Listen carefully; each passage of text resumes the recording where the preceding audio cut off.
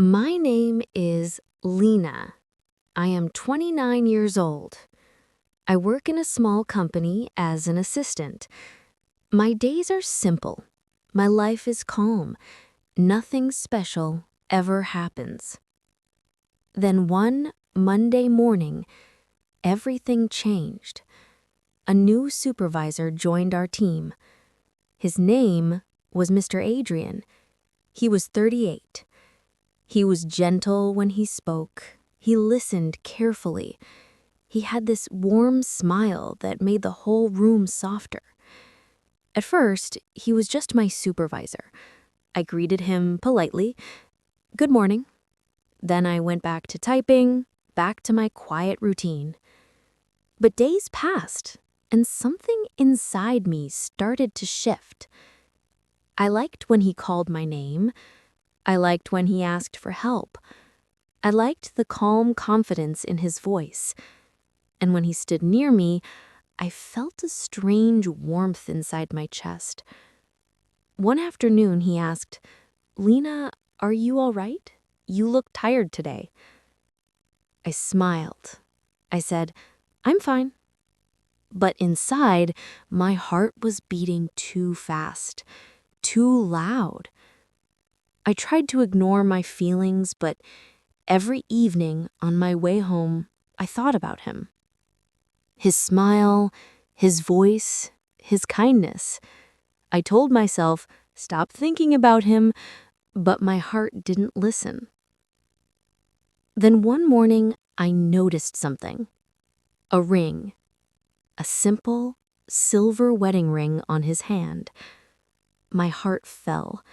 My breath became small.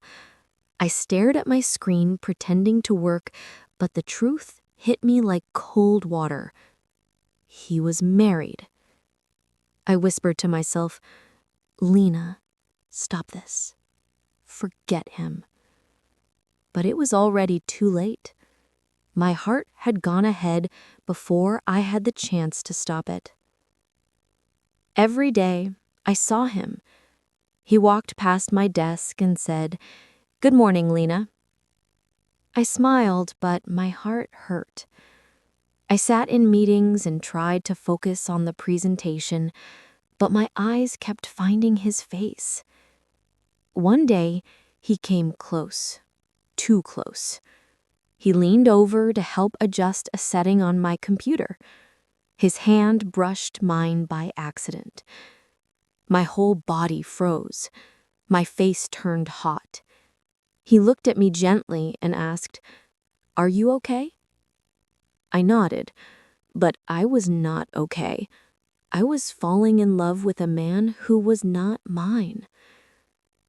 Love can be quiet. Love can be painful. Some love lives only in the heart and nowhere else. One weekend, I went for a walk at the mall to clear my thoughts. I sat on a bench and watched people pass. I just wanted peace. Then I heard a voice behind me, a voice I knew too well. "Do you want this one or the blue one?" It was Adrian. I turned my head slowly. He was there, but not alone. Beside him stood a woman with soft eyes and a bright smile. She held his hand. A little boy grabbed his leg. A small girl reached for him, and he lifted her into his arms. They looked like a painting of happiness, a family, a whole world I did not belong to. My heart broke quietly. He didn't see me, and I was grateful. I turned away and stared at the floor tiles until the colors blurred. That night, I cried without sound, just tears falling on my pillow. I whispered, "Please let me forget him." But my heart stayed stubborn. Monday came. I did not want to go to work. I felt empty, heavy, tired. When he approached my desk, I tried to look normal, but he studied my face and said softly, "Lena, you seem sad. Did something happen?" I shook my head. "No, I'm just tired." He sat beside me. His voice was low and sincere. "You're one of the kindest people on this team. You're thoughtful, you're steady, you're special." That word broke me. Special. No one had ever called me that. I smiled, but inside, I was shaking. That evening, standing alone in my bathroom, I stared at my reflection and whispered, "He thinks I'm special." And tears rolled down my cheeks, tears of joy and sadness mixed together. Weeks passed. One evening, we stayed late at the office, just the two of us. The lights were dim, the building was quiet. He looked at me in a way he never had before. "Lena," his voice was soft, almost trembling. "You matter to me more than I expected."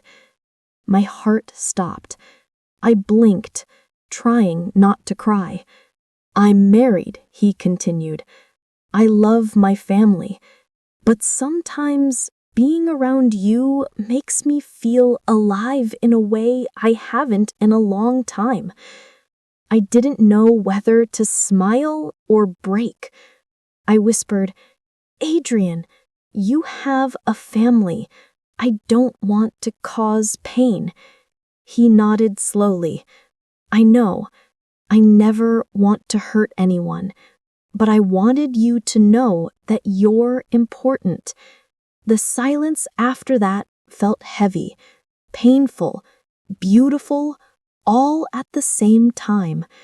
We didn't speak of it again. Days turned into weeks. We worked together politely, softly, carefully, but a quiet distance grew between us. One night, sitting alone on my bed, I made a decision. "Lena," I whispered to myself, "you deserve a love that is free. You deserve someone who is yours. You must choose yourself." And for the first time, I felt a small strength inside me. I began healing, slowly, quietly, day by day. I still think of him sometimes. I still feel a tug in my heart, but I also feel something new: freedom, hope, a soft beginning. Adrian will always be a chapter in my story, but he is not the whole book. My story is just starting.